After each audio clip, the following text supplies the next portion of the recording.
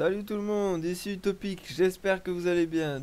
Aujourd'hui je vous présente le duotage Mercator avec les full succès. Bon alors effectivement c'est pas très glorieux puisque on se sert d'un bug, d'une faille que nous a offert Ankama grâce au portail et à l'état lourd. Il y a un bug et donc les monstres en état lourd ne peuvent pas passer par les portails, mais l'IA de ces monstres n'a pas été modifiée, donc les monstres essayent tout de même de passer à travers le portail et passent donc leur tour à essayer de rentrer dans les portails et donc ils ne font rien d'autre. C'est un boss assez difficile puisque pour le rendre invulnérable, il faut en fait que les monstres finissent les uns à côté des autres pour rentrer dans l'état friture, oui friture.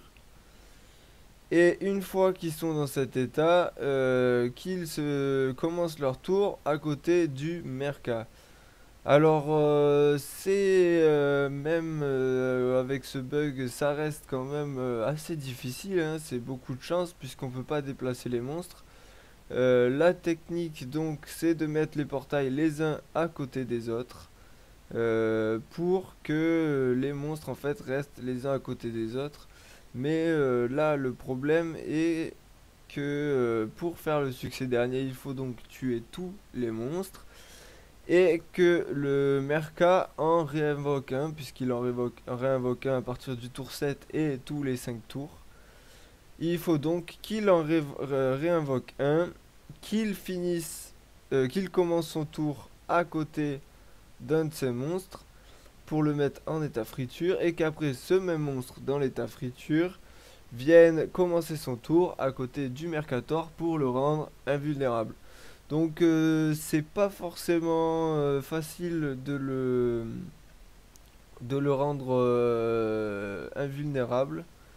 J'ai essayé quand même plusieurs tentatives.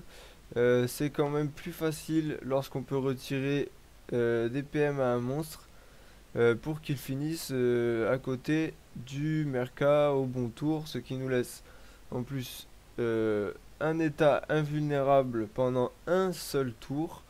Vraiment essayer d'arriver à le rendre invulnérable et envoyer le plus de dommages possible sur le Merca. Alors j'ai fait plusieurs tentatives. Finir avant 40 tours, ça dépend vraiment beaucoup de la chance. J'ai essayé de le jouer à un moment donné sur l'érosion. Et finalement, j'ai été bloqué, j'ai pas pu placer ma destin, du coup, ça n'a pas marché.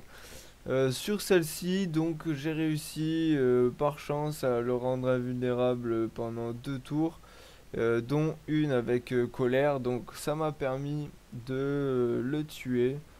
C'est pas forcément évident non plus, c'est vrai qu'avec un Yop qui fait de gros dommages, ça va mieux. Mais le Merca récupère rapidement toute sa vie, donc il faut vraiment de gros dommages.